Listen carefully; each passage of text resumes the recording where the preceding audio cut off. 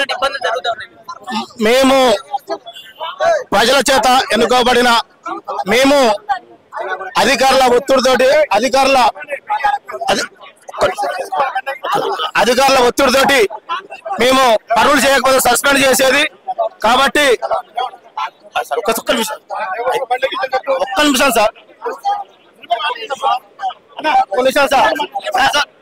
అధికారుల ఒత్తిడితోటి వాళ్ళ సస్పెండ్ చేసిన భయంతో భార్య పిల్లలు ఉన్న పుస్తకాలతోటి అన్ని అమ్ముకొని మేము అభివృద్ధి పనులు చేయడం జరిగింది గ్రామాల్లో ఎన్నో రకాలుగా ఆ బిల్లులు రాక ఎన్నోసార్లు ఉప ముఖ్యమంత్రి గారికి అదేవిధంగా సీతక్క గారికి బట్టి విక్రమార్క గారికి ఎన్నోసార్లు వినతిపత్రం ఇవ్వడం జరిగింది అయినా కూడా స్పందన లేదు కొంతమంది భయపడి సర్పంచులు ఆత్మహత్య చేసుకోవడం జరిగింది చనిపోయిన వారికి 50 లక్షల చొప్పున నష్టపరిహారం చెల్లించాలని అదేవిధంగా పెండింగ్ బిల్లులు వెంటనే విడుదల చేయాలని కోరుకుంటున్నాం ఒక్కొక్కరికి మామూలుగా చిన్న గ్రామ పంచాయతీ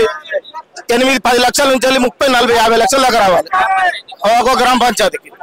ఒక్కొక్క గ్రామ పంచాయతీ మాక్సిమం 30,000 రూపాయలు 30 లక్షల రూపాయలు గ్రామ పంచాయతీ ఇట్టే ఉన్నాయి సీసీ రోడ్లు కానీ డ్రైనేజీలు కానీ కొన్ని ఉన్నాయి మామూలుగా 10 లక్షలు తక్కువ చాలా మందికి గత ప్రభుత్వం ఉన్నప్పుడు కరెక్ట్ టైంకి వచ్చాయా మీకు? అప్పుడు కొన్ని విధాలైనాయి ఇప్పుడు కొన్ని పెండింగ్ ఉన్నాయి ఆ పెండింగ్ ఉన్న బిల్లులు వీళ్ళ సమక్షంలోకి వచ్చిన తర్వాత వరకు కంప్లీట్ అయింది ఎంబీడీ కూడా కంప్లీట్ అయింది కాబట్టి వీళ్ళ డబ్బులు కావాలి అట్లా ఎట్లా సాల్వ్ అవుతుంది అనిపిస్తుంది? సాల్వ్ అవుతుంది ఉప ముఖ్యమంత్రి గారికి సీతక్క గారికి స్పందించి నిధులకు ఇచ్చినప్పుడు మేము ముఖ్యమంత్రి దృష్టికి తీసుకెళ్తాము కనుక మీ యొక్క సమస్య సాల్వ్ చేస్తారన్నారు కానీ ఇట్లా ఇచ్చుకుంటూ పోతున్న ఇప్పటికి 10 సార్లు ఇవ్వచ్చు దాదాపుగా స్పందన లేదు కాబట్టి మళ్ళీ ఒక్కసారి ప్రగతి భవన్కి వస్తే నిరసన తెలపడం జరుగుతుంది.